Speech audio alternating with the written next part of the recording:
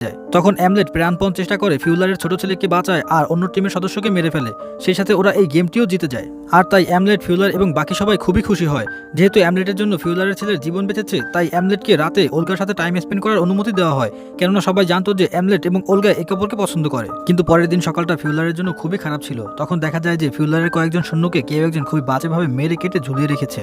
ফিওলার ভাবছিল যে এটি হয়তো তার কোনো গোলাম করেছে, কিন্তু তখন সেখানে একজন সন্ন্যাসী আসে আর বলে যে এইসব কোনো মানুষের কাজ না। সে ক্ষতগুলোকে পর্যবেক্ষণ করে আর বলে যে এটি হচ্ছে কোনো একটা আত্মার কাজ, যে আত্মা প্রতিশোধ নিতে চায় এবং রক্ত চায়। সে আরো বলে যে ওই আত্মা আবার ফিরে আসবে, যদি তুমি এই আত্মাকে থামাতে চাও তাহলে কারো না কারো বলিদান দিতে হবে। সন্ন্যাসীর কথা মতো রাতে একটি গোলামকে বেঁধে বলি দেওয়ার ব্যবস্থা করা হয়। কিছু সময় পরে আমরা দেখতে পাই যে অ্যামলেট সেই গোলামকে সেখান থেকে বাঁচিয়ে নেয় এবং সকালে দেখা যায় যে সেই গোলামের জায়গায় সেই সন্ন্যাসীকেই বলি দেওয়া হয়েছে। এসব দেখে ফিউলার পেরেশান হয়ে যায় এবং খুবই চিন্তায় পড়ে যায়। তাই সে সকল গোলামদেরকে বলে তোমাদের এখন থেকে নজর রাখতে হবে, আর সে পাহারাদারের পরিমাণ বাড়িয়ে দেয়। রাতে যখন সৈন্যরা পাহারা দিচ্ছিল তখন ওলগা ওদের জন্য খাবার তৈরি করে এবং খাবারে কিছু একটা মিশিয়ে দেয়। তারপর যখন সৈন্যরা সেই খাবার খায়, কিছু সময় পরে দেখা যায় যে সৈন্যরা নিজেদেরকে হত্যা করছে।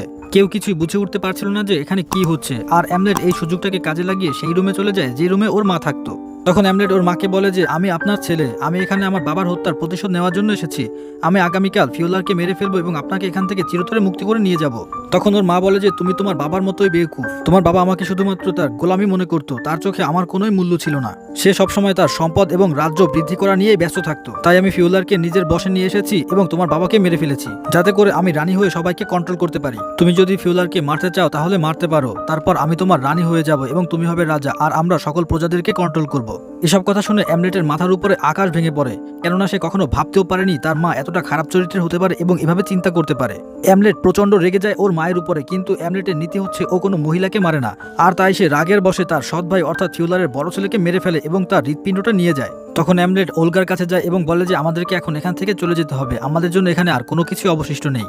তখন অ্যামলেট ওলগাকে ওর মায়ের ব্যাপারে সবকিছু সত্যি কথা খুলে বলে। তখন ওলগা বলে যে তোমাকে তোমার বাবার হত্যার প্রতিশোধ নিতে হবে, তুমি যে কাজের জন্য এখানে এসেছো তা পরিপূর্ণ করতে হবে। পরের দিন সকালে ফিওলার ওর ছেলের লাশ দেখে একদমই ভেঙে পড়ে এবং খুবই রাগান্বিত হয়। অ্যামলেটের মা ফিওলারকে অ্যামলেটের সম্পর্কে সবকিছু বলে দেয় এবং বলে যে অ্যামলেট ফিরে এসেছে। তখন ফিওলার বুঝতে পারে যে এই সব কাজে ওলগাই ওকে সাহায্য করেছে।